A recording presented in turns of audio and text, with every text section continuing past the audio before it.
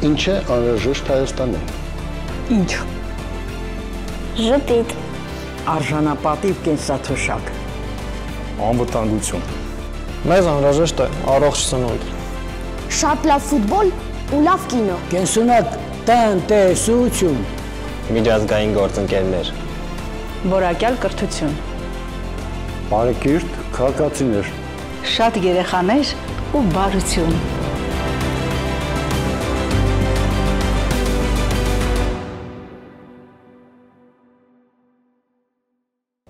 Ֆրանսիական հեղափոխության ազդեցիկ գործիչ, իրավաբան, ազատություն, եղբայրություն, հավասարություն կարգախոսի հեղինակ Մաքսիմիլիան Ռոբեսպիերը ասում էր, որ առաջնորդի խնդիրը ոչ թե հետևորդներ ունենալն է, այլ առաջնորդներ ստեղծելը։ Իսկ Լեոնարդո դա Վինչին երկրորդում էր, եթե կույրը ուղեկցում է կույրին, երկուսն էլ հայտնվում են փոսում, և աղետ է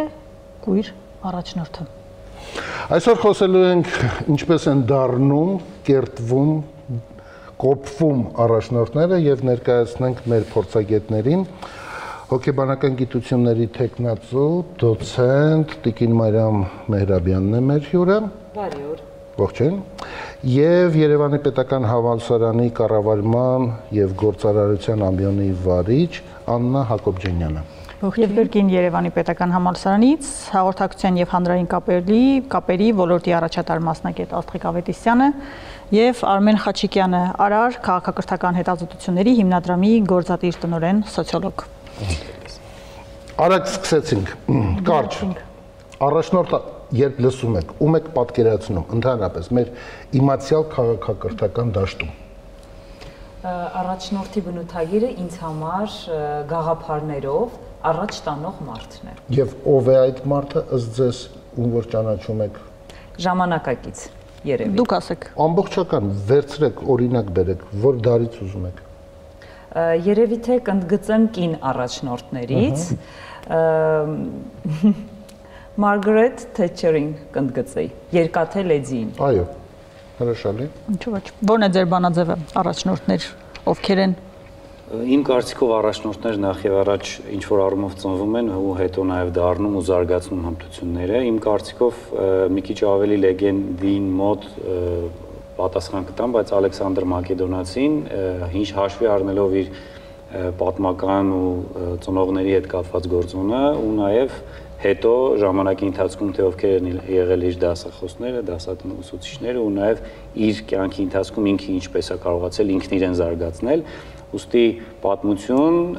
կրթություն եւ ինքնազարգացում համատեքստում Ալեքսանդր Մակեդոնացին։ Եվ վատ վերջաբան։ Եվ վատ վերջաբան, այո։ Խնդրեմ, Տիկին Հակոբյանյան։ Շատ լավ, նախ շնորհակալ եմ հրավերի համար, իսկապես առաջնորդություն թեմա, որը ակտուալ է, կենսունակ է բոլոր ժամանակների, բոլոր տնտեսակարգերի եւ բոլոր սերունդների համար։ Վստահ եմ, որ ժամանակ կունենանք օրվա ընթացքում խոսել նաև առաջնորդության տրանսֆորմացիաների մասին, բայց իրականում առաջնորդները դրանք այն մարդիկ են, ովքեր կարողանում են ազդեցություն ունենալ, լավ իմաստով ազդեցություն, այսինքն ոգեշնչել մարդկանց հասնելու նախանշված նպատակներին։ Իրականում առաջնորդության եզրույթը միշտ հանգուցալուծվում է հետևյալում, որ դա մարդիկ են, որ դա ազդեցություն է եւ նպատակ է։ Եվ այս կոնֆիգուրացիան իրականում տարբեր առաջնորդների տիպային կերպարներում ամենատարբեր ձևով է դրսևորվում, պայմանավորված նրանով, թե իշխանությունը ինչպես է գործադրվում։ Այստեղ մենք նաև առանձնացնում ենք առաջնորդ եւ ղեկավար եզրույթները, իսկ առաջնորդի կերպարում միշտ այդպես ինձ մոտ էտալոնային է եղել Մարգարետ Թետչերը, Մասիմ Մարիամը ասեց, իրականում այն իմաստով, որ ինքը կարողացել է ամենատարբեր ժամանակներում իր արդյունավետ կառավարման մոդելը ունենալ եւ բերել իսկապես արդյունքների մեծ գլոբալ մակարդակում, այսինքն պետության մակարդակով, որը ուներ նաև համաշխարհային ճանաչում։ Տիկին Ավետիսյան, կասեք, նաև հիմա գործիքակազմեր կան առաջնորդ Երևանու։ Այո, գործիքները շատ են, տեխնոլոգիաները շատ են, բայց ինձ համար առաջնորդի կարևոր կերպարը դա խելացի, հավասարակշիռ եւ վստահություն ներշնչող առաջնորդն է, որը կարողանում է ոչ թե իշխել, այլ կարողանում է համախմբել։ Եվ եթե դիտարկելու լինենք, ես ավելի շատ ընդունում եմ գերմանական քաղաքական հաղորդակցության մեջ ձևավորված լիդերներին եւ ինձ համար Անգելա Մերկելը իր բառած քաղաքականությամբ եւ կերպարային մոտեցմամբ համապատասխանում է հենց այն լիդերին, որը կարողանում է շատ զուսպ քաղաքականություն վարել բոլոր իրավիճակներում եւ կարողանում է նաեւ կնոջ կերպարում երկաթե լեդիի դերում հանդես գալ։ Պարոն Խաչիկյան, 3 տեխնացուներից 2-ը կին էին եւ ինչպես եք դուք այս համատեքստում դիտում։ Ձեր տեխնացուները մի քիչ անհասկանալի նախկիններից է։ Հիմա մակեդոնացին կարող էր լինել առաջնորդ։ Իհարկե շատ դժվար է ասել ժամանակագրական առումով տարբեր ժամանակներում ու տարբեր միջավայրերում ինչպես կդերսեւորելիան Ալեքսանդր Մակեդոնացին, հատկապես լինելով թագավորի զավակ, ընդ որում ոչ այսպես ասած ընդունելի ամուսնությունից, այդուհանդերձ եթե համադրենք հետաքրքիր է որ 3 կին առաջնորդի պատկերացում եղավ, մինչդեռ ամբողջ աշխարհում թե երկրների նախագահների, թե մեծ կորպորացիաների ղեկավարները հիմնականում այս տղամարդիկ են։ Կշտկվի ոչինչ։ Ու այստեղ իհարկե որոշակի գենդերային անհավասարություն ամեն դեպքում կա, որ տղամարդուն ավելի շատ հնարավորություն են տրվում առաջնորդ լինելու, բայց կանայք երբեմն եւս ստացվում է լավ առաջնորդներ լինել։ Այդուհանդերձ ես կարծում եմ, որ սերը այդքան էլ կարևոր չի, ամենակարևոր գործոնը ճիշտ ժամանակին, ճիշտ հմտություններ ունենալն է, ճիշտ կրթություն ունենալն ու համապատասխան վարքագիծ ցուցաբերելն է, որը դարձնում է առաջնորդ ու առաջնորդը, ինչպես նշվեց, ոչ միայն ինքը իրանով պիտի առաջնորդ լինի, այլ նաև պիտի լինի համապատասխան հասարակության համար, իսկ Ալեքսանդր Մակեդոնացու հասարակությունն ու մերօրյա հասարակությունը զգալիորեն տարբեր են իրարից։ Այ եթե Ալեքսանդր Մակեդոնացին ժամանակակից սոցցանցային տեխնոլոգիաները օգտագործեր, PR տեխնոլոգիաները օգտագործեր, միգուցե շատ պոպուլյար առաջնորդ կլիներ։ Ինձ թվում է նա չէր դառնա մակեդոնացին այդ պարագայում, բայց դժվար է այս հարցին հստակ պատասխան։ Մեկ բան հնչեց կրթություն ունենալը եւ ունակությունը համախմբելու, սակայն չկա այստեղ նաեւ բախտի գործոն, օրինակ։ Այդ ճիշտ ժամանակին ճիշտ տեղումը բախտն է թե։ Բնականաբար բախտի գործոն կա, հարգելի պարոն Բախտամյան։ Բայց միևնույն ժամանակ կան օբյեկտիվ չափելի, այսպես ասած, սկզբունքներ, որոնք ուղղակիորեն ինչ որ պահի անհրաժեշտ են լինելու, ինչքան ուզում է բախտդ բերի, միևնույնն է դու պետք է համապատասխան կրթություն ունենաս, կամ լեզուների իմացություն ունենաս, կամ հաղորդակցության,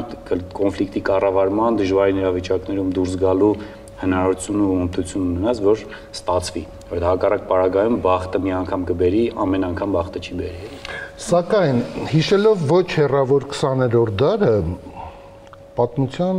թաթերաբեմում կային առաջնորդներ, որոնք ուղղակի ջղագար էին, լուրջ։ Այդպես չէ։ Այդպես է։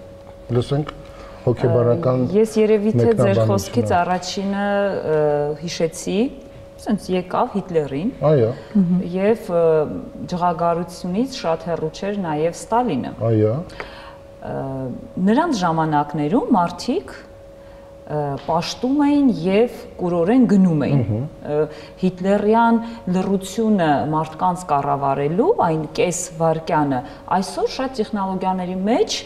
դասագրքային խորհուրդ է տրվում եւ կիրառվում է, որ խոսքը սկսելուց առաջ պետք է այդ լռությունը պահել եւ դա հիտլերյան է կոչվում։ Ստալինյան կառավարման ձևը նույնպես ուներ առաջնորդության իր մեթոդաբանությունը։ Վախի ներշնչումը Եվ հետաքրքիր է, որ երկուսն էլ ֆիզիկական արատուն էին նաև։ Շատ ճիշտ եք, բայց անպայման ուզում եմ նրանց ժամանակներ եւ մեր վերլուծությունը կողքի դնենք։ Նրանց ժամանակներում նրանց կուրորեն պաշտում էին եւ մի ամբողջ հասարակություն ասում էր, եթե հնչում է հարց ծնողի տես սիրում, ասում էին առաջինը Ստալինին եմ սիրում, այսինքն սերունդների մեջ մցված էր անգամ հուզական ինտելեկտի մակարդակում այդ ընտրությունը։ Նույնը Հիտլերի դեպքում էր, ձեռքը բարձրացնում էր եւ մարդիկ արդեն կառավարվում էին մանտրայի մակարդակում։ Դե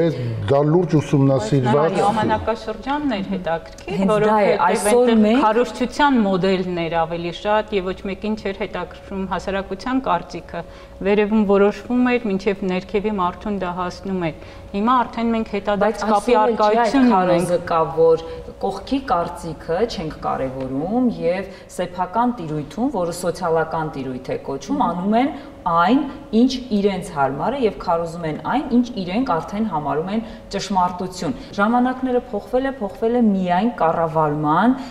միջնորդը, այսինքն այն ժամանակ շատ ուղիղ էր կապը, այսօր սոցիալական ցանցը նույնիսկ շատ բաներ քողարկելով ֆիլտրերի օգնությամբ, տեքստերի օգնությամբ, ամեն դեպքում կառավարման սուբյեկտը չի փոխվել, դա մարդն է եւ մարդկանց խումբը։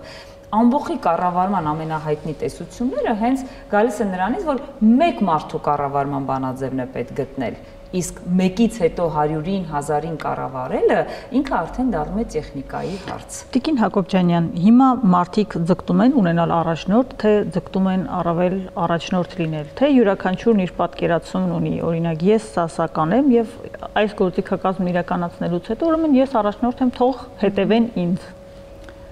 Իրականում առաջնորդությունը դա բարդ դինամիկ process է։ Այն աշխատանք է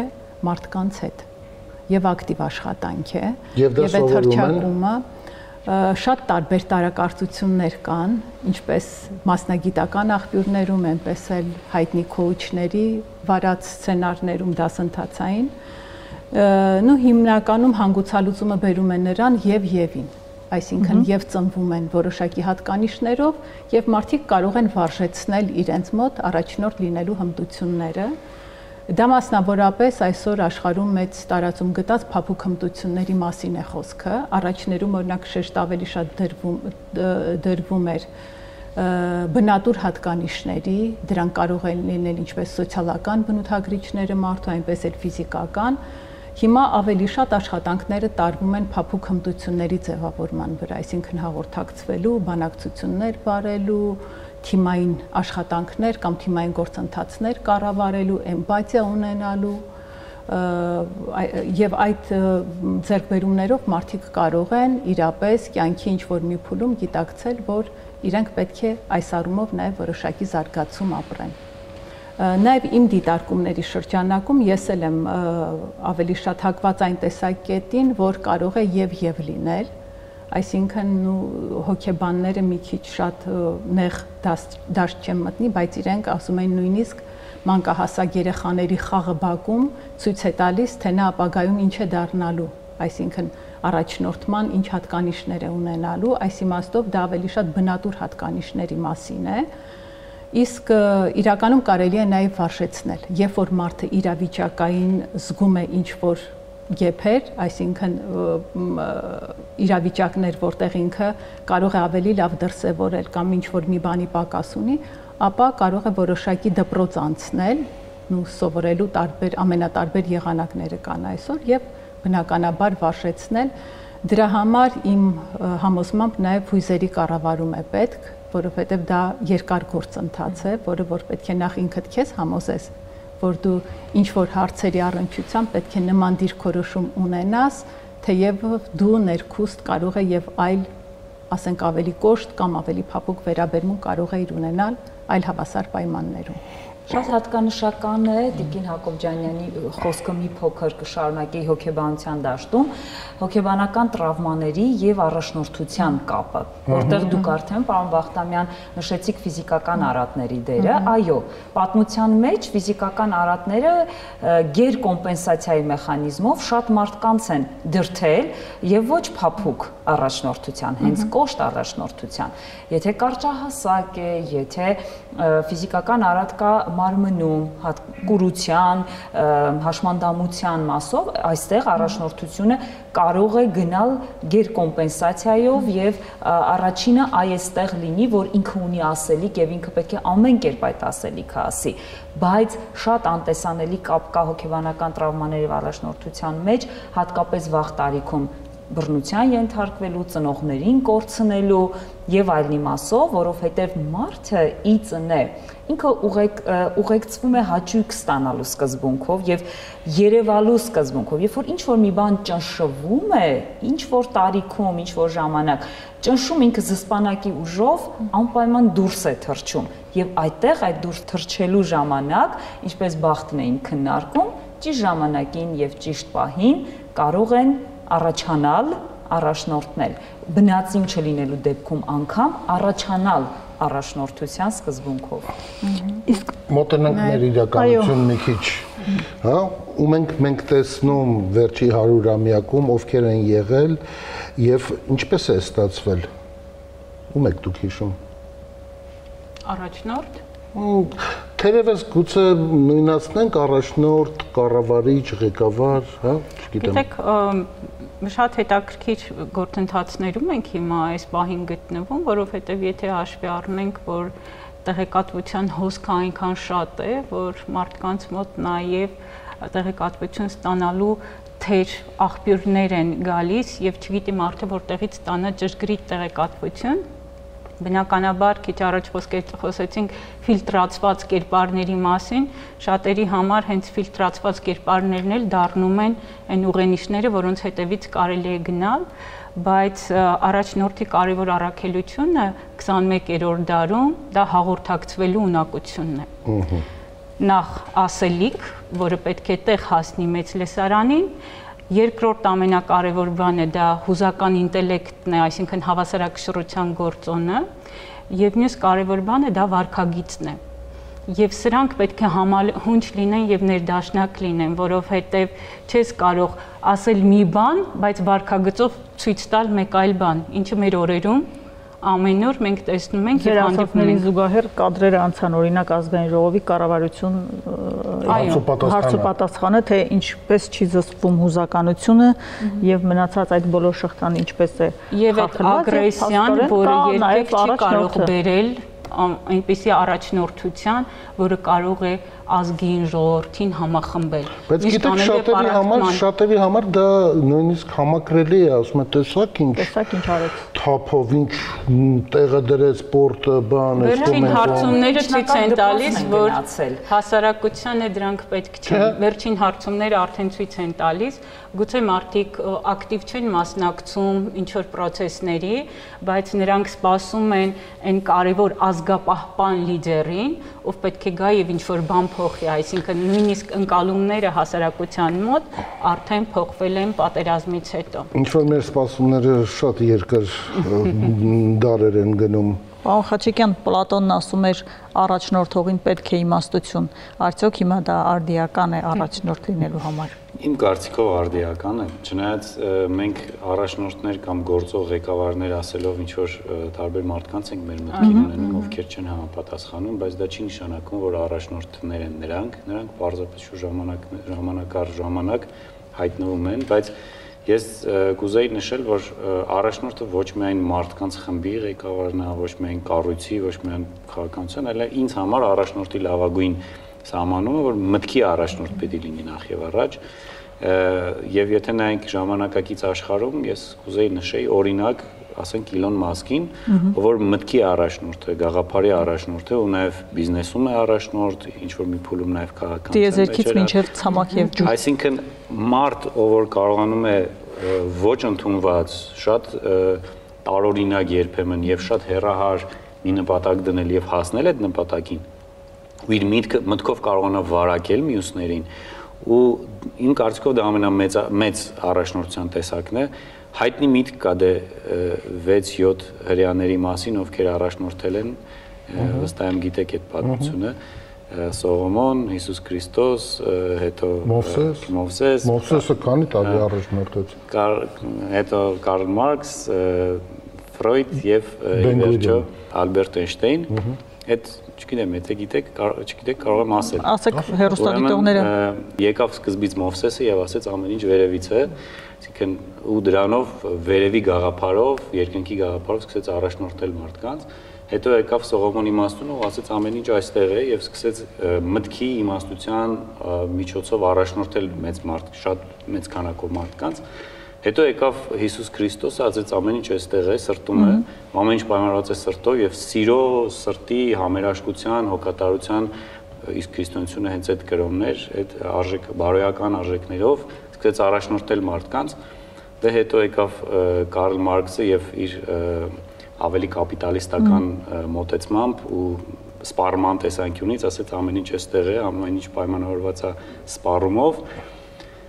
Հետո եկավ Ֆրոյդը հասկանում եք ինչով պայմանավորվեց, ամեն ինչ ավելի ներքև, սեռական կոմպոնենտով, լիբիդոյով սկսեց բացատրել եւ դրան միջոցով նաեւ այդ երկար ժամանակ գիտության մեջ շատ մեծ փոփոխություն տարավ բերեց։ Եվ վերջում եկավ Ալբերտ Էյնշտեյնը ու ասեց տղեկ, այդ ամեն ինչ հարաբերական է։ Եվ իր հարաբերականության տեսությամբ մի նոր գիտական մտքի առաջնորդություն արեց։ Ուստի առանձնապես սեր չունենալով հрьяաների նկատմամբ ամեն դեպքում այս նշած մարդիկ յուրաքանչյուրը մտքի առաջնորդներ են եղել եւ մտքով են կարողացել նոր որակ, նոր միտք, նոր գաղափար բերել ու ոչ միայն իրանց երկրի, իրանց շրջանի, այլ նաեւ ամբողջ համաշխարհային հասարակության ու գիտության։ Մասնավորապես Սողոմոնը, որ մի 700 ապօրինի զավակ ուներ։ Տարբեր թաքուիներից։ Այդտեղ հենց առաջնորդությունից ես հենց նոր ինսայթ ունեցա պարոն Խաչիկյանի շարադրանքից, որ կարծես բոլոր առաջնորդները մեզ մարդու համակարգը ներկայացրեցին, պարզապես բոլոր ժամանակներում առաջնորդը ներկայացնում էր մարդու կարիքը, թե որ ժամանակներում մարդը ինչ էր ուզում լսեր, եւ առաջնորդությունը բոլորին լսելով մի քանի միտ գրեցի, կարծես առաջարկ Հայաստանին բանաձևում առաջնորդությունը այն է, թե այսօր այս պայն մարդիկ ինչի կարիք ունեն, ինչի պետք ունեն եւ ինչ պետք է առաջնորդը նրանց առաջարկի եւ հենց այդտեղ առաջնորդը կհաջողի առանց հատուկ գերբնական ուժերի։ Եթե մենք մարդկանց լսում ենք, դա նաև շատ լավ վիճակագրություն է եւ առաջարկում ենք մարդկանց այն, ինչի կարիք այսօր կա, սրտի, մտքի, հույզի եւ առհասարակ բնազների դաշտում։ Իսկ չեք կարծում, որ այս առաջնորդի եւ մեր ընկալումները մի քիչ արդեն հնամաշ են, ժամկետանց են։ Այսօր կառավարությունն է, պետություն է, կառավարիչներ են, այլ ոչ թե Մովսեսը, որը 40 տարի անապատով մարդկանց պետք է։ Բայց առաջարկը կա, չէ, Հայաստանին։ Եվ այսինքն հնամաշ չեն։ Հնամաշ չեն։ Առաջարկ պահանջարկը միշտ ակտուալ է։ Ես ոնց որ մի բանաձև գծեցի, երևի միջև վերջ կգնամ այս բանաձևով։ Շատ լավ։ Եվ Տիկին Հակոբյանը մեզ կասի, թե ովքեր են կերտելու լիդերներին, ինչպես դառնան մարդիկ առաջնորդ, ինչ դպրոց անցնեն։ Մարզիչները։ Մարզիչներն ովքեր են։ Ես հարցին ավելի ինստիտուցիոնալ տեսանկյունից կմոտենամ, քանի որ ներկայացնում եմ Երևանի Պետական Համալսարանի տնտեսագիտության եւ կառավարման ֆակուլտետը եւ ղեկավարում եմ կառավարման եւ գործարարության ամբիոնը։ Ֆակուլտետում պատրաստվում են մասնագետներ, կառավարիչ մասնագետներ եւ բակալավրիական եւ մագիստրոսական ծրագրերում։ Եվ այս իմաստով մենք ունենք մեծ առաքելություն պատրաստել մասնագետներ, ովքեր կարող են հարափոփող իրողությունների շրջանում, դա կլինեն ներքին միջավայրեր, այսինքն երկրի սահմանները, թե նրա սահմաններից դուրս, կարողանան իսկապես գեներացնել գաղափարներ, ինչպես պարոն Խաչիկյանը նշեց, մարդիկ, ովքեր փոխում են աշխարհը իրենց գաղափարներով, իրապես դրանք են առաջնորդի կերպարները, որոնց մենք դեռևս Հենրի Ֆորդի ժամանակներից գիտենք, այսինքն ստեղծել տեխնոլոգիաներ, առաջարկել լուծումներ, որոնք իրապես որոշակի ժամանակահատվածում կարող են նույնիսկ անիրատեսական թվալ, բայց դրանք դառնում են հանրային սպառման առարկաներ կամ ծառայություններ։ Հրաշալի օրինակ էր Հենրի Ֆորդը ոչ մի համալսարան չէր ավարտել, Հարվարդել չէր ավարտել, բայց ինքը ներդրեց կառավարման այն մեխանիզմը, որը տանում էր գործընթացների արդյունավետության։ Շատ յուրահատուկ մոտեցումներով ժամանակի համար, որ առանց կրթության հնարավոր է, լավ կլինի ամեն ինչի հիմքը կրթությունը լինի, որովհետև վերջին ժամանակներում դիլետանտների մի ամբողջ խումբ տարբեր ոլորտներում կառավարում են եւ արդյունքը ստացվում է, որ միայն հրահանգում են եւ ոչ թե ծառայում են հասարակությանը։ Այնինչ բոլոր ղեկավարների կարևոր առաքելությունը դա ծառայելն է հասարակությանը եւ նրանց համար հանրօգուտ գործը։ Այդպես լինում է, թե մենք դա գրում ենք եւ ուզում ենք որ լինի։ Լինում է։ Ու երբեք չի լինում։ Տարբեր գերատեսչություններում ժամանակին կային այդպիսի լիդերներ, որոնք հորիզոնական հաղորդակցումն էին ընտրում եւ դա թիմային շատ լավ արդյունք էր բերում։ Իսկ այն լիդերները, որոնք ուղղահայաց հաղորդակցությունն են նախընտրում, այս դեպքում մենք ուղղակի չենք ունենում միմյանց վստահելու, միմյանց հետ գործելու նպատակ։ Հիմա եթե ասում եք կառավարությունը ես եմ, սա կառավարման որ մոդելն է։ Այս կառավարման մոդելի մասին չեմ ուզում խոսել, բայց 18 թվականին հասարակության այդ արտնացումը ինչ որ առումով նաև բացության թափանցիկ լինելու մոտեցում էր, որովհետև եթե հիշում եք վարչապետը սկսեց հաշվետվողականության ժանրում ամեն երեկո ուղիղ եթեր մտնել եւ ասել, թե ինքը ինչ էր անում։ Եվ ինչպեսին էր կառավարական առանձնատների այստեղ կար ուղիղ նաեւ դա։ Հասարակությանը սկսեց դուր գալ դա, որովհետեւ շատերը չէին կարող դիպչել, չէին կարող տեսնել շատ բան։ Ու մարդիկ մտածում էին, որ դա կարկանդակներ։ Այո, ժողովրդական, հա, բացվեցին ազգային ժողովի դռները, հետո փակվեցին։ Լիքը տեխնոլոգիաներ կիրառվեցին այդ ժամանակ, բայց հետո մարդիկ հասկացան, որ սա իրենց վնասում է։ Եվ ինչ արեցին, հիմա հարյուրավոր թիկնապահներով քայլում են փողոցում կամ այդ թիկնապահները քաղաքացիական հագուստով են, ինչ որ կերպ չեն երևում եւ ցույց են տալիս, որ ժողովրդավարական երկրում փորձում ենք ժողովրդավարություն հաստատել։ Փակել այն մի հոգու բերանը, ով եկեղեցում այլ բաներ կորում։ Իսկ այսօր եւ խոսքի անազատությունն է, եւ գործի անազատությունն է, եւ նաեւ վարքագծային նորմերը խախտվել են։ Մենք այլևս չենք տեսնում այն առաջնորդին, այն պաշտոնյային, որը պետք է օրինակ հանդիսանա հասարակության համար։ Ինչ պետք է անել, կան առաջարկ Հայաստանինի դաշտ, ինչպես ունենալ այդ առաջնորդին եւ ինչ պետք է անել, որ առաջնորդներ շատ լինեն եւ տարբեր ոլորտներում։ Մեկ երկրում առաջին կարևոր բանը կրթել մարդկանց։ Այս ամեն ինչը ցույց է տալիս, որ մենք կրթության ճգնաժամի մեջ ենք։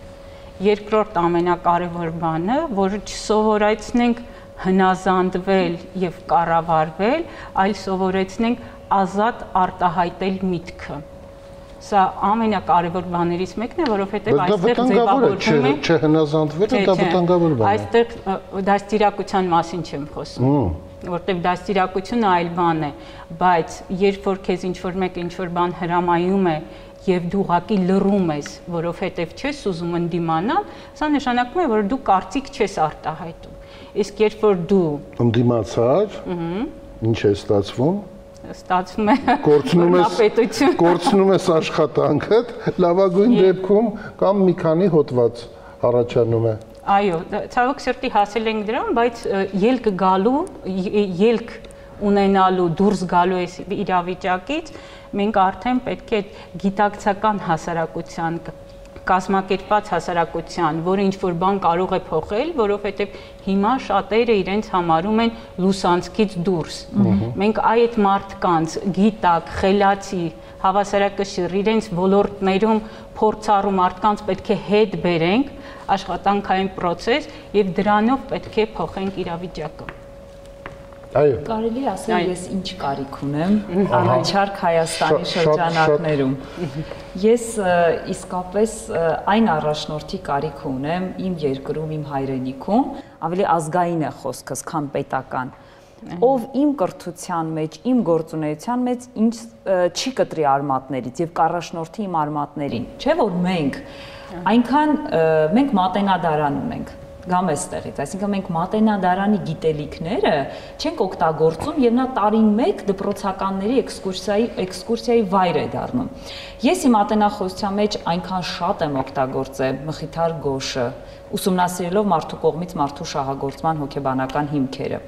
Այնքան շատ եմ օգտագործել Սմբաց Պարապետ Գունստաբլի նյութերը։ Շատ լավ հիշեցի, գիտեք, ես փնտրում էի, նույնիսկ ինտերնետում չկան այս աշխատությունները։ Պետք է գնալ ազգային գրադարան, պետք է գնալ մատենադարան։ Էլ չեմ ասում վերջին անգամ երբ է վերահրատարակվել։ Ու դա գիտեք, իրապես երբ որ մենք հասկանում ենք, որ ամերիկյան սահմանադրության հիմքում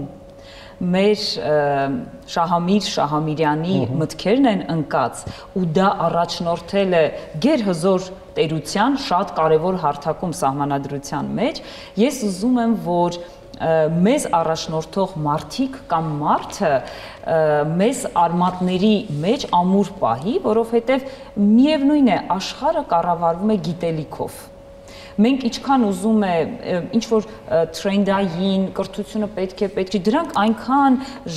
սենց ժամանակավրեպ արտահայտություն են, իհարկե կրթությունը պետք է, իհարկե աշխարհը միշտ գիտելիքով է կառավարվում, իհարկե երբ գալիս է ժամանակը խնձորներն ընկնում են բոլոր այգիներում։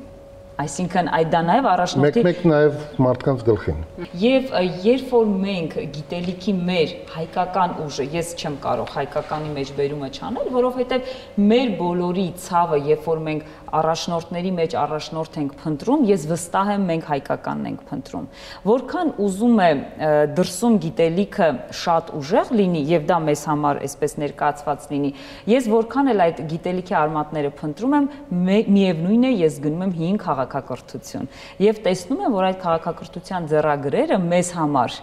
մաչելի չեն, ինստագրամյան չեն, ինստագրամյան նկատի ունեմ մարդուն մոտեցված, դեռահասին մոտեցված եւ շատ դեռահասներ, եթե նկատել ենք, թռչնատառերի են գնում, հայկականի մոդեռնիզացիայի են գնում, որտեղ մենք միևնույն է ինչքան ապրենք, դրա 70 տարի, եթե ինչ-որ բաներ ռուսաֆիկացվել է շատ, ինքը արմատները ծլելու է այս նոր սերունդի մեջ։ Եվ եթե շատ երկար չասեմ, ձեռագրաբանության ոլորտում իմ բոլոր ուսումնասիրությունները եւ գործնական կիրառությունները տանում են նրան, որ անգամ ձեռագրաբանության մեջ, եթե ես մատենադարանից վերցված ձեռագիրն եմ նայում, ես այնտեղ առաջնորդի ձեռագիր գտնում եմ։ Դա մեր մոտ ձեռագրի մեջ որն է առաջնորդի բնութագիրը, վերև գնացող, նպատակասլաց, մարդկանց իր ետևից տանող եւ ամենակարևորը չենք խոսել սեղանի շուրջ, դա լավատես մարդիկ են։ Մարդիկ չեն սիրում մռայլ մարդկանց։ Եկեք հիմա տեսնենք, թե մարդիկ ինչ են սիրում եւ ինչ հատկանիշներ պետք է ունենան մարդիկ։ Ըստ մարդկանց ինչ հատկանիշներ պետք է ունենան առաջնորդները։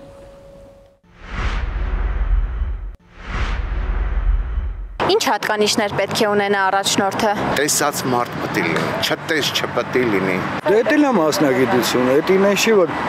մարդը քանի զարտես որոշեց, որ ինքը պետք է դառնա պրեզիդենտ կամ վարչապետ։ Շատ սիրի իր հայրենիքը, շատ նվիրված լինի հայրենիքին։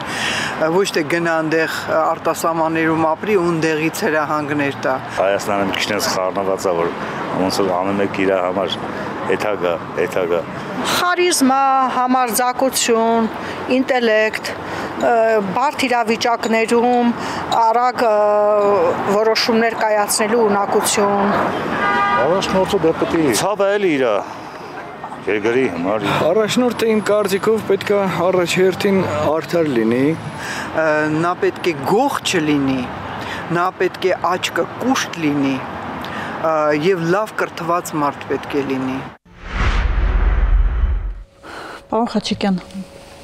համաձայն եք թվարկածների հետ։ Ես կարող եմ ձեզ ներկայացնել վերջերս իրականացված սոցիոլոգիական հետազոտության արդյունքները,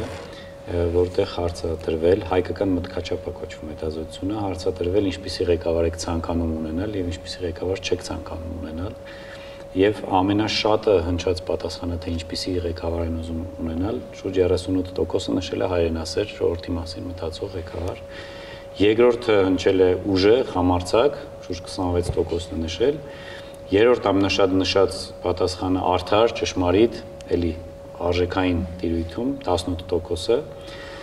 եւ չորրորդը նշել են 7.6%-ը նշել է որ արդար եւ ճշմարիտ։ Ես բայց ուզում եմ մի ոչ մի կոնկրետ բան չկա։ Այո, ոչ մի առարկայական, հստակ, ռացիոնալ բան չկա, բայց մի բան ասեմ, էլի։ Մեր հեռուստադիտողները ու վստահաբար այն մարդիկ ումից հարցնում են, թե ինչպիսի առաջնորդ պիտի լինեն, ցավոք սրտի միշտ չի որ իրենք այդ տիպի առաջնորդի էլ ընտրում են։ Մի վատ բան կա հանրային կարծիքի մեջ, ես սոցիոլոգ եմ եւ Հայաստանը եւ հայաստանցիներին շատ եմ սիրում, երբեք չեմ պիտակավորում իրենց։ Բայց միևնույն ժամանակ, եթե հասարակությանը հարցնում ես ինչպիսի առաջնորդ պիտի լինի, ինչպիսին ես դու ուզում, ինչպիսի առաջնորդ ես ուզում, ասում է հայրենասեր, լավ, վճռական, համարձակ, բայց վերջում գնում նախիրի մեջից էշի ճակատն է փաչում ու դա պատմականորեն այդպես է։ ու երբեմն դա նաև այդպես է մարդիկ ոչ միայն քաղաքականության մեջ, ոչ միայն հասարակական գործընթացներում, այլ նաև նույնիսկ անձնական ընտրության նույնիսկ ընտանիք կազմելիս։ Այո, ցավոք սրտի մարդիկ ունենում են իդեալականացված պատկերներ, բայց երբ որ իրականության մեջ գալիս է հստակ պահը, այսպես տատիի ասած նախիրի մեջից էշի ճակատն են փաչում, եւ կարող եմ նաև երկրորդ մասը ասել, ինչպիսի ղեկավար չեն ցանկանում որ ունենան, 30%-ը նշել է, որ թույլ ղեկավար չեն ցանկանում ունենալ, մոտ 25%-ը նշել է, որ ոչ սրտացավ ղեկավար չի ցանկանում ունենալ, 13% նշել է կոռումպացված ղեկավար չի ուզում ունենալ, եւ ուշադրություն հայաստանցիների 8.4%-ը կարծում է, որ չի ուզում ունենալ սուտասան ղեկավար, այդուհանդերձ, եթե այս թվերը եւ այս ամբողջ բնութագրիչները իրար գումարեն, կհասկանանք, որ ցավոք սրտի մեր հասարակությունը չունի եւ երևի թե այդքան էլ մոտ չի իր պատկերացրած առաջնորդին, այդուհանդերձ չմոռանանք, որ ինչ որ պահերի, դա թե քաղաքական ընտրության, թե անձնային հասարակական ընտրության ժամանակ մարդիկ միշտ չի որ առաջնորդվում են ռացիոնալ իրենց իդեալական պատկերով, այլ երբեմն առաջնորդվում են շատ պահի տակ, շատ էմոցիոնալ, շատ ինչ որ մեկի ասելով եւ չեն հիմնվում իրենց իսկ պատկերացումների վրա, այլ առաջնորդվում են տվյալ պահի մոդայի վրա, տվյալ պահի, այսպես ասած, տարածված կարծիքի վրա։ Եվ շարունակ հիացմունքի եւ հիասթափության փակուղում են հայտնվում, ծուղակում։ Ես գիտեմ ինչու է այդպես։ Ապա եթե հոգեբանական վերլուծություն այստեղ կարողանա արմատների վերլուծություն անել, որովհետև ընտանիքներում ծածկադմփոց ասվածը բռնության, տարբեր երևույթների արդարացման դեռ մնում է ակտուալ։ Եվ եթե մենք ամբողջ ճշմարտության ենք, առաջնորդը դուրս է գալի այն նույն դպրոցից, որը մենք բոլորս ենք հաճախել, եւ այն նույն ընտանիքից, որը ունեն բոլոր միջին ստատիստիկ մարդիկ։ Առաջնորդը, եթե մենք նայենք պարոն Խաչիկյանի թվերով, որևէ մեկը չի ուզում, որ իր հայրը կամ մայրը լինի կոռումպացված, լինի սուտասան, լինի թույլ եւ չառաջնորդի ընտանիքը գոնե թե լավագույն ապագան։ Այն է, որ երեխաները այնտեղից դուրս գան բարեկեցի, կրթված եւ ունենան լավ ապագա։ Երբ որ մենք այսօր ուժած կերպար ենք քննարկում առաջարկ Հայաստանի շրջանակներում, ինձ թվում է հայ ընտանիքին հղում անելով պետք է յուրաքանչյուր անդամ իմանա, որ չի կարելի, որ ինքը իրեն այդպես պահի ընտանիքում, այսինքն ինքը կարծիքը ճնշի ընտանիքի անդամի եւ դա լինի անցողիկ, բռնությունը լինի դե ում տանը այդպես չի անում տղամարդը եւ այլն եւ ով չունի այդ հարեմական որ գյուղում գաղափարախոսություններն է շատ ամեն դեպքում աչքի ընկնող մարդկանց ընտանիքներում կա մեկ կինը կա, բայց նաև կան շատ այլ կանայք եւ այլ շատ երեխաներ եւ ուղղակի ասում են դե այդպես ստացվել է կամ ով չունին էլ շատ լավ պատասխան էր պարոն Վախտանյան։ Ինչևէ, եթե առաջնորդի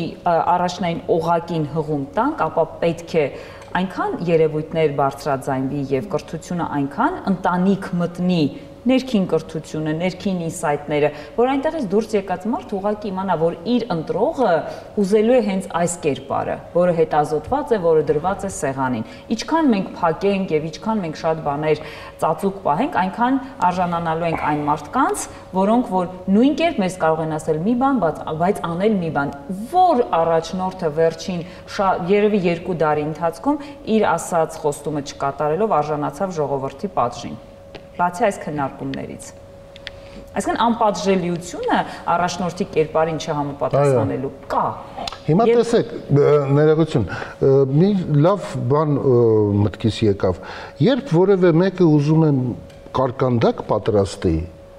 նա պետք է ունենա արտոնագիր, նորմեր, սանիտարական, դրա հետ միասին էլ շարունակ հետևում են իրեն, չէ, որ հանկարծ մի բան չլինի, եւ դա հասկանալի է, այդպես էլ պետք է լինի, ի վերջո դա սնունդ է, բայց երբ հայտնվում է ինչ-որ առաջնորդ, ոչ մեկ նման քննություն չի անցկացնում, ոչ էլ հետո։ Դե դրա ամենը ընտրություններն են։ Ընտրություններում էլ ասացին կեշի ճակատ պատճառները շատ են։ Դե դրա համար հիմա Տիկին Հակոբյանը պետք է ասի, թե ինչպես պետք է անել, որ մարդիկ դառնան առավել իրավագիտակից եւ ընտրվեն այն կառավարողները կամ առաջնորդները, որոնք այս սոցիալական հարցումների պատկերին հակառակն են։ Իրականում հարցը մի փոքր կարծեք քաղաքագիտության դաշտ գնաց, ես որպես մասնագետ կդժվարանամ դա պատասխանել այդ կառուցակարգերի մասով, բայց այն, որ պետք է իսկապես մասնագետների պատրաստման ինստիտուտը շատ ամուր աշխատի, դա շատ կարևոր է։ Դա նաև առաջարկ է մասնագիտական կրթությունից մինչև առհասարակ բարոյական արժեքային համակարգերի ձևավորումը, որի հիմքում բնականաբար պետքա ընկած լինի ազգայինը։ Համենայն դեպս մենք մեր հնարավորությունների սահմանում փորձում ենք մեր կրթական գործընթացներում դա ապահովել արժեհամակարգ, միջավայր, մշակույթ եւ այլն, որպեսզի մարդիկ նախ եւ առաջ դա նաեւ առաջնորդներին է բնորոշ ունենան փոխադարձ պատասխանատվություն, դա շատ կարեւոր է։ Ինչ ասել է փոխադարձ պատասխանատվություն։ Այսինքն, երբ որ ինչ որ որոշում է կայացվում, այդ որոշումների համար պետք է պատասխանատվություն կրեն բոլոր շահառու մասնակից կողմերը։ Երբ որ միանձնյա պատասխանատվության դաշտ է գնում խնդիրը, ինքը արդեն կարող է բավական հետևանքներ ունենալ մինչև անգամ կոնֆլիկտների առաջացում։ Տեսեք, իրականում առաջնորդության եսրույթը շատ բարդ է։ Պապ թագավորը եկավ դրսից։ Ու ինքը չունի միանշանակ լուծում։ Եթե մենք պապ թագավորին ինչ որ օրինակելի կերպար որոշենք որպես պայմանական եմ ասում, մենք չենք կարող վստահորեն ասել դա միանշանակ ճիշտ որոշում է եղել, որովհետև առաջնորդության մոդիֆիկացիաները, քանի որ խնդիրը նաև մասնագիտական հետազոտությունների շրջանակում է, այս պահին մենք թիմով հետազոտում ենք նաև առաջնորդությունը տրանսֆորմացիաների պայմաններում։ Հա, բայց ճգնաժամային բան էլ կա, չէ՞, ճգնաժամային մենեջերների խնդիր էլ կա, չէ՞, որը հակաճգնաժամային կառավարման խնդիրը կա, որը ակտուալ է ու կոնկրետ կառավարման տեսանկյունից հակաճգնաժամային կառավարումը չի ենթադրում արդեն խորը ճգնաժամ, որպեսզի գործադրվեն գործիքները։ Ինքը անպայման միշտ իրավիճակները պետք է լինեն վերահսկողության դաշտում, բոլոր իրավիճակները։ Ինչ փառահեղ գործիքներ, ինչ փառահեղ Եվ իրականում այն, որ նշեցի առաջնորդության եզրույթը բարդ է ու ոչ միանշանակ։ Ամենատարբեր կերպարներ առաջնորդների տարբեր իրավիճակներում կարող են լինել արդյունավետ։ Դա ասում է ինչպես պատմությունը մասնագիտական շրջանակում, այնպես էլ իրականում այն փորձը, որի կերպարներ այսօր նաև մեր զրույցի շրջանակում առանձնացվեցին։ Առաջնորդությունը կարող է պայմանավորված լինել ինչպես խարիզմայով, անձնային առանձնահատկություններով, մենք այստեղ խոսեցինք նաև դրա մասին, սկսած ռեֆերենտային դրսևորումներով, այսինքն փորձագիտական հատկանիշներով, կուտակած փորձով, հմտություններով, գիտելիքով, միջև անգամ վարքագծային դրսևորումները, այսինքն մարդը որպես ղեկավար ինչ կողմնորոշում ունի, եւ նաև իրավիճակային դրսևորումներով։ Խոսքը վերաբերում է իրավիճակի ռեալ գնահատմանը։ Մասնագիտական աղբյուրներում ու նաև կիրառական մենեջմենտում կան առանձնացված գործիքներ, որոնք որ կարող են հիմնարար դառնալ իրավիճակի գնահատման համար։ Մասնավորաբար դա խնդրի դրվածքն է, դա ղեկավար աշխատակից փոխհարաբերությունների մշակույթն է, որակն է։ Ձեր ուսանողների մեջ դուք տեսնում եք լավ 10-15 տարի հետո, որ կարող են, տեսնում եք։ Այո, իհարկե, մենք շատ լավ սերունդ ունենք եւ այդ սերունդի զարգացումը պայմանավորված է նաեւ մեր կատարած աշխատանքով։ Այստեղ բոլորս մեր դերակատարումը ունենք թե ընտանիքում, թե աշխատավայրում, թե հասարակությունում։ Ինձ թվում է դուք հաճոյանում եք սերունդին ուղղակի։ Հաճոյանալու նպատակ չունեմ։ Բայց ես էլ եմ դասավանդում եւ կիսում եմ այս։ Մենք տաղանդավոր մենք շատ հետազոտող սերունդ ունենք։ Մեր սերունդը, ես 83 թիվ եմ, այսինքն 90-ականն եմ դպրոց գնացել, մենք չենք սովորել հետազոտելը։ Այսօր սերունդը, մեր ուսանողների սերունդը, իրենք մեզանից անընդհատ հետազոտություն են պահանջում, անընդհատ այդ նորի ետևից գնալ են պահանջում ու դա շատ ուրախալի փաստ է։ Մնում է արդյունքը տեսնել։ Դուք համաձայն չեք։ Ես ոչ թե համաձայն եմ կամ չեմ, այլ ես կարծում եմ, որ ուղղակի սերունդները շատ տարբեր են, գիտեք, ժամանակակից սերունդները բաժանում են տարբեր մոտեցումով, օրինակ Gen Z-ի մասին եւ միլենիալների մասին ստաբրել լսել եք այդ տարբերությունների։ Իմ կարծիքով ուղղակի սերունդները տարբեր են, ասել, որ այս մի սերունդը ավելի լավն է, ավելի վատն է, ես կարծում եմ սերունդները շատ մեծ տարբերություններ չեն ունենում, դա նաև պատմությունն է տալի։ Շեշտերն են, չէ, այդ կերպ նույն հետազոտությունները եւս ցույց են տալի, որ ամեն սերունդ իր լավ եւ վատ կողմերն է ունենում, ու միանշանակ ասել, որ այս սերունդը շատ ավելի լավն է։ Այլ հարց, որ օրինակ ես կարող եմ ձեզ ասել, որ մինչև 34 տարեկան, այսինքն Gen Z եւ միլենիալների մի մասը, ովքեր ծնվել են Հայաստանի անկախ հանրապետության ժամանակահատվածում, օրինակ ազգային, հոգևոր, հայրենասիրական հարցերում շատ ավելի լավ վիճակում են եւ շատ ավելի լավ հանրային ընկալում ունեն ու շատ ավելի պատրաստական են, քան ավելի տարիքով մարդիկ, ովքեր ավելի 55+, 60+-ներ, ովքեր ապրել են աթեիստական Սովետ միությունում, որտեղ չկար անկախ հանրապետություն եւ այլն, բայց դա ասել, որ 60+-ները վատն են, իսկ երիտասարդները լավն են, այդպես չի։ Ոչ անկախ Հայաստանում ներողություն, ստեղծվեց ֆիզիկայի ինստիտուտ, օպերայի բալետի թատրոն, հազարավոր գիտական մեծ գիգանտներ, դա ոչ ազատ Եվ ի վերջո այդ անկախությունը բերեցին նաև խորհրդային կրթություն ստացած անձինք, այսինքն այդ ժամանակահատվածի կրթությունը բերեց։ Բայց այստեղ մի շատ կարևոր բանի վրա եմ ուզում կանգնենք, հասարակության ընկալումները լիդերի հետ կապված, դրանք մեր իրականության հետ էին կապված։ Ինչ են տեսնում մարդիկ այսօր ազգային ժողովում բարձր ամբիոններից։ Հնչում է մի խոսք, որի հետևողականությունը չկա։ Հնչում է մի առաջարկ կամ որևէ խոստում, բայց էլի հետևողականություն չկա, այսինքն հասարակության համար ամենակարևոր բանը, երբ իր լիդերները, իշխանությունը անում է այնպիսի բաներ, որոնք ի սկզբանե ուսումնասիրվել են, իրենց կարիքների գնահատում են արել եւ այդ ուղղությամբ սկսվում է որոշակի աշխատանք տարվել։ Մենք այս դեպքում ունենք ուղղակի բաց խնդիր ու դրա համար այդ սուտասան լինելը, մանիպուլացված տեղեկատվություն տարածելը, սա նշանակում է, որ ուղղակի հասարակությանը չես հարգում։ Գիտեք, իսկ ինձ թվում է, եթե ամեն ինչ ճիշտ ասեն, ավելի սարսափելի կլինի, դրա համար սուտ են ասում։ Գոնե ապագայի հետ։ Ծայրահեղության մեջ ենք ընկնում, բայց ես համաձայն եմ նաև վստահությունն է կորում այստեղ, վստահություն։ Այստեղ ամենակարևոր բանը հասարակությունը պետք է վստահի իրեն ղեկավարողներին, կառավարողներին։ Իսկ այդ վստահությունը գալիս է նրանից, որ մարդիկ տեսնում են գործի եւ խոսքի ներդաշնակություն, չեն տեսնում մի գործ կամ մի վարքագիծ եւ տեսնում են այլ խոսք եւ այլ ասելիք։ Մենք դա ներողություն, քանի որ Կենտրոն TV-ում ենք, ես մի փոքրիկ մեկնաբանություն անեմ, հայտնի ուրիշ տեղ չէի ասի, չէ՞։ Այստեղ ավելի դիպուկ է, լրացնելով Տիկին Հարությունյանին, նայեք, հասարակությունը կարելի է խաբել մի անգամ, երկու անգամ, բայց հասարակությունը եւ մեր ժողովուրդը հիմար չի ու շատ դժվար է մշտապես կայուն խաբել եւ այո, գոնե ապագայի հետ կապված, այն ինչ խոստանում ես, պիտի իրագործես եւ իսկապես խոսքից գործանցումը Հայաստանի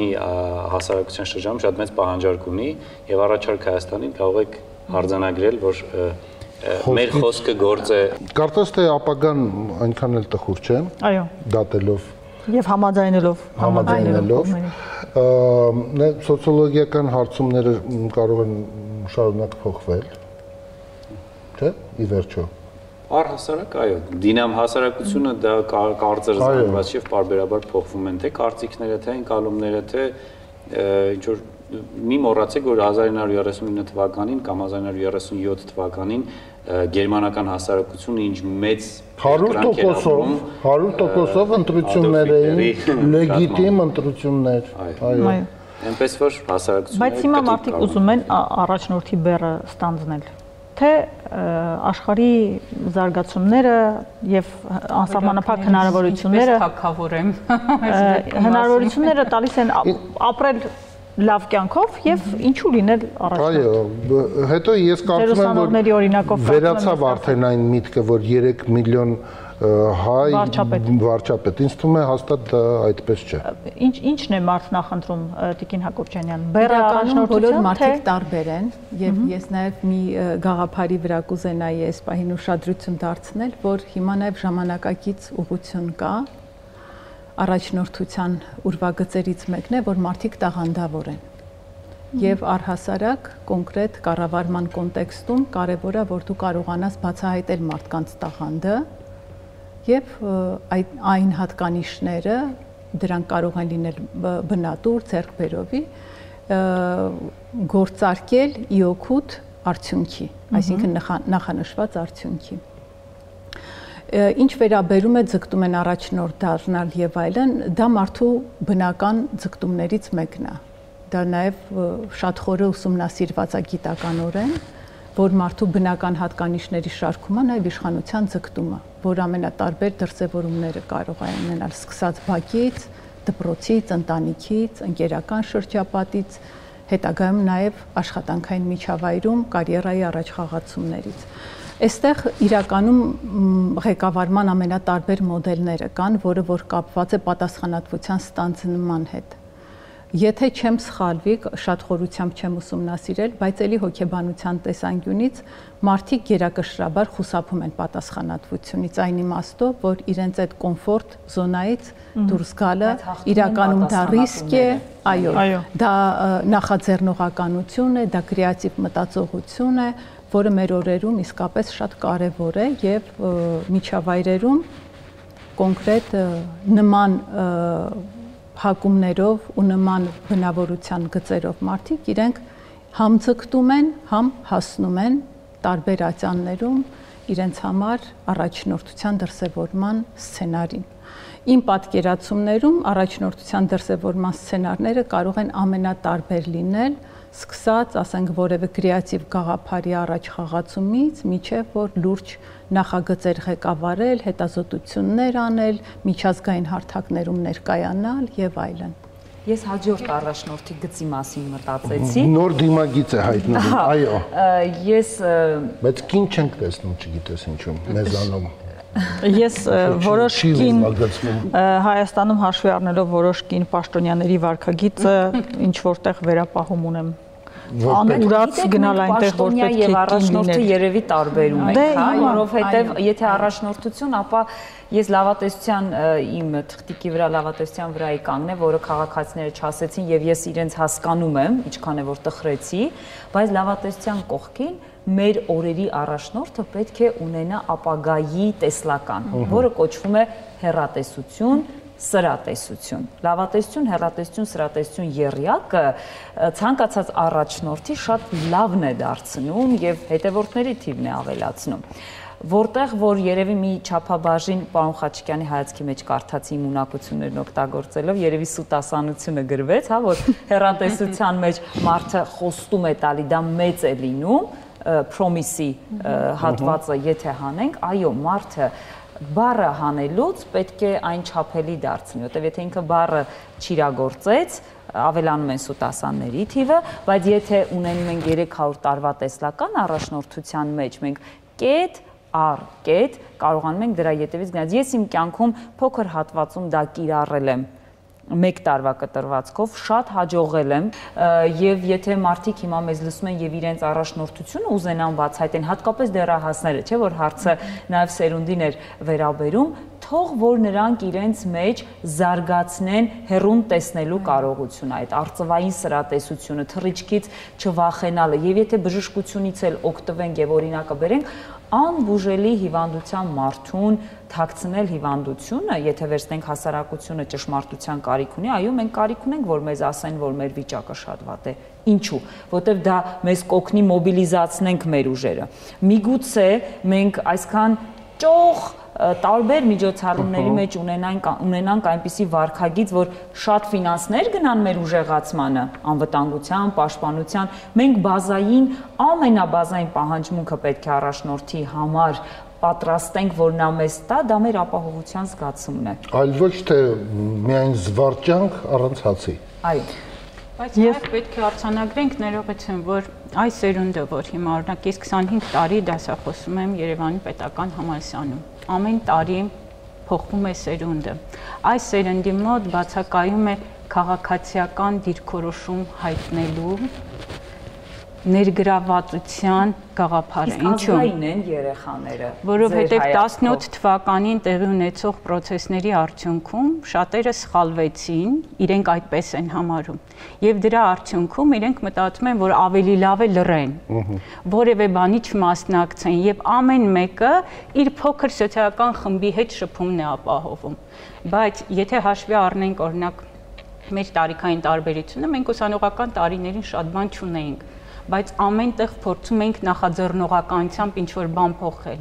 Այս սերունդը ունի շատ բան, կրթվելու, ոչ ֆորմալ կրթության լիքը մեթոդներ, հնարավորություններ ունի, բայց իրենց շարժելով էս փորձում տանել դրան։ Դրա համար ես մեկ-մեկ ասում եմ, լեսարանում նստած է շատ ծայրահեղացված, կամ շատ լավ գիտակ եւ առաջ գնացող, կամ ընդհանրապես անտարբեր մարդիկ։ Ու մենք նաեւ սա պետք է փոխենք, որովհետեւ առաջին կուրսից արդեն տարբերվում է թե ով կարող է լիդեր լինել։ Այն մարդը, որ իր դասից դուրս նաեւ մի քիչ հանրային հանրօգուտ գործով է զբաղվում, մտնում է որոշակի գործընթացների մեջ, որտեղ ուսուցման տարբեր հնարավորություններ կամ ոչ ֆորմալ նկատի ունեմ, այն նա կարողանում է հետո շատ լավ լիդեր դառնալ, որովհետև արդեն բոլոր անկյուններից է փորձում նայել գործընթացներին։ Մինչև հիմա դեռ կա այդ կուրսի ավագ հասկացությունը։ Կուրսի ավագ կա, ուսանողական խորհուրդ կա, այսինքն երիտասարդների դե խորհուրդ բան ինչ-որ, բայց ավագը շատ լավ բան է։ Ավագ կա եւ ավագը ամենապատասխանատու մարդն է։ Եվ նա զգում է, չէ՞։ Գալիս, այո, եւ միշտ պատասխանատու է, այո։ Բայց մենք եկեք երեխաներից առաջ մեզ էլ քննարկենք։ Մենք դասախոսների մեջ, եթե բուհական մասն ենք անում, միգուցե դա մեր պաշտոնի անձնագրի մեջ չի մտնում, բայց ես կիրառում եմ ու շատ կարևորում եմ, որ մենք մեծերս երեխաների առաջնորդության մեջ թիմակառուցման աշխատանքները դասից առաջ անենք։ Այսինքն սեպտեմբերի գոնե առաջի 2 շաբաթը կատարվի թիմակառուցումը, որ երեխաները թիմային լինեն։ Նույն դուք որ նկարագրում եք, իմ աչքի առաջ եկավ կամավորությունը։ Ես այնքան շատ ծնողներ գիտեմ, որ երեխային ասում են ոնց գնաս անվճար աշխատես, ավելի վատ բառով, ոնց գնաս ձրի աշխատես, քեզ շահագործեն, բայց քեզ դրա համար եմ մեծացրել։ Բայց մենք դեռ այս տարի կամ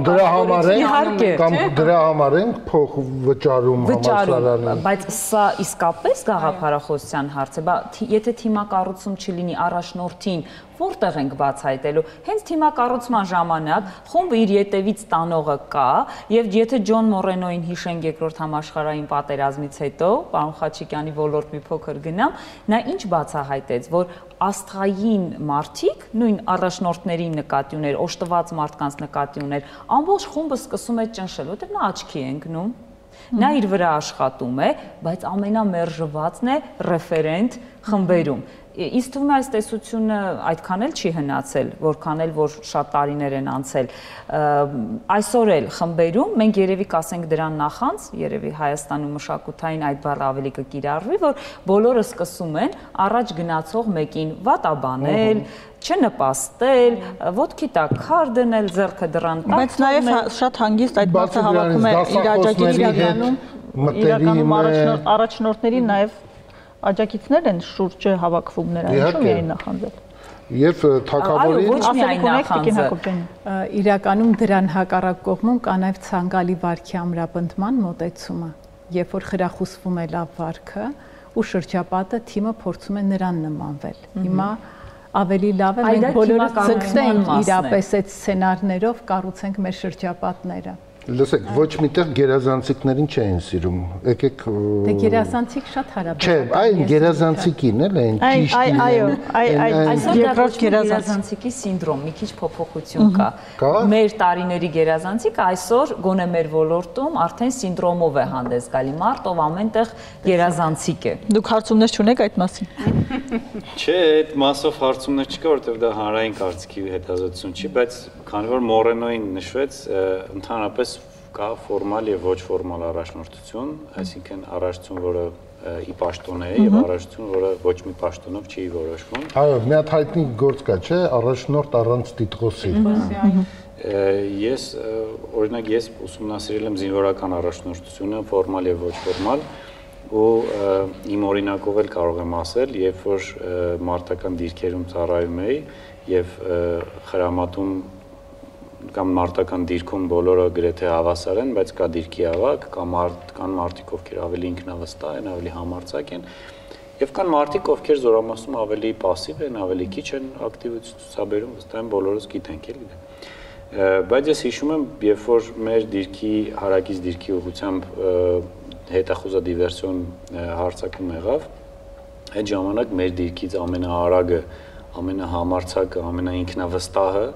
իրան դրսևորեց այն զինվորը, որը ամբողջ ծառայության ընթացքում ամենալրություն, բայց խեղճն է եղել։ Հետևաբար կարող են լինել իրավիճակներ, որտեղ առաջնորդը շատ զարմանալի ձևով դրսևորվի ու իրական գրանցված դիրքի ավագը կամ գրանցված ղեկավարը չկարողանա այդ իրավիճակում արագ կողմնորոշվել, համարձակ ու վճռական գործել, մինչդեռ ամենապասիվ ու ամենաթույլը առաջին հայացքից ամենահամարձակն ու իրապես առաջնորդը դառնա, ուստի դժվար է միանշանակ ասել, իսկ Մորենոն դրանով այդ մեթոդիկայով սոցիոմետրիա է կոչվում, չափում էր նաև ոչ միայն առաջնորդներին, ովքեր ամենաշատն են սոցիալական կապեր ունենում խմբի մյուս անդամների հետ, այլ նաև օտարվածներին, որոնք այդ խմբից ամենահեռուն են։ Եվ հետաքրքիր փաստեր բացահայտեց։ Եվ քանի որ բոլորը համաձայն են, առաջարկները կլրացնենք, եթե հանկարծ ինչ-որ բան ենք մոռացել, կրթությունը դուք ասացիք, գլխավոր առաջնորդի հատկություններից պետք է կարողանալ լսել մարդկանց, մարդուն չսովորեցնել կառավարվել, լինել անհնազանդ, Չակերտներին դաստիարակված արմատներին ամուր առաջնորդ ես հիշեցի Կոստազարյանի հայտնի միտքը ծառը իր արմատն է փնտրում, հսկա ծառ է դարձել, բայց չի գտնում իր արմատը։ Տեսած մարդ, մեր հասարակությունը շատ է սիրում, ասում եմ տեսած մարդը գողանալու կարիք չունի արդեն։ Հայրենասեր, համարձակ, ինտելեկտուալ, վստահելի, խոսքը գործ բանաձևի մեջ հեռատես եւ ինչպես նաեւ խելացի մարդկանց բերել աշխատանքային process ներգրավել նրանց կարող նաեւ կարելի երկու բառ առաջարկին ապահով եւ հստակ մենք հստակության այդ սահմանների խնդիրել հաճախ ունենք այդ ամենաբարդ բանն է մեզ մոտ հստակ որևէ բան ոչ այո ոչ չեն կարողանում ասել չեք նկատել Բայց ոչ ասելու կարողությունը ոչ ֆորմալ կրթության մեջ շատ լավ վաճառվող դասընթաց է։ Իսկ այժմ լսենք արհեստական բանականությունը ինչ կարծիքի է, ինչպիսի հատկանիշներ պետք է ունենա առաջնորդը։ Պետության առաջնորդը պետք է ունենա հետևյալ հիմնական հատկանիշները. տեսլական եւ ռազմավարական մտածողություն, կարողանա ձևավորել երկրի երկարաժամկետ ուղղությունը, ոչ թե միայն արձագանքել առկա խնդիրներին։ Պատասխանատվություն եւ ազնվություն, գործի հանրային շահից ելնելով, ոչ թե անձնական կամ խմբային։ Կայունություն եւ վճռականություն ճգնաժամերում։ Կարողանա արագ ու սառնասրտորեն որոշումներ կայացնել ճնշման տակ։ Քեյր, կոմունիկատիվ եւ ներշնչող կարողություններ, կարողանա համախմբել հասարակությանը, լսել տարբեր շերտերի կարծիքները։ Իրավական մտածողություն եւ ժողովրդավարական արժեքների հավատարմություն։ Առաջնորդը պետք է պաշտպանի օրենքը, ոչ թե կանգնի դրա վերևում։ Ինքս միջազգային ընկալում եւ դիվանագիտական հմտություն։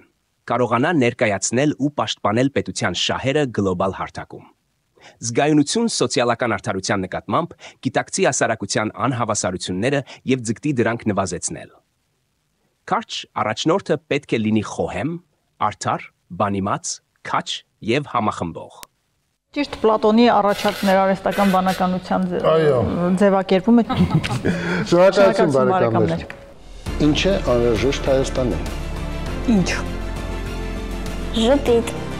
Արժանապատիվ կենսաթոշակ։ Անվտանգություն։ Մեզ անհրաժեշտ է առողջ սնունդ։ Շատ լավ ֆուտբոլ ու լավ կինո։ Կենսունակ տնտեսություն։ Միջազգային գործընկերներ։ Որակյալ կրթություն։ Բարեկիրթ քաղաքացիներ։ Շատ երեխաներ ու բարություն։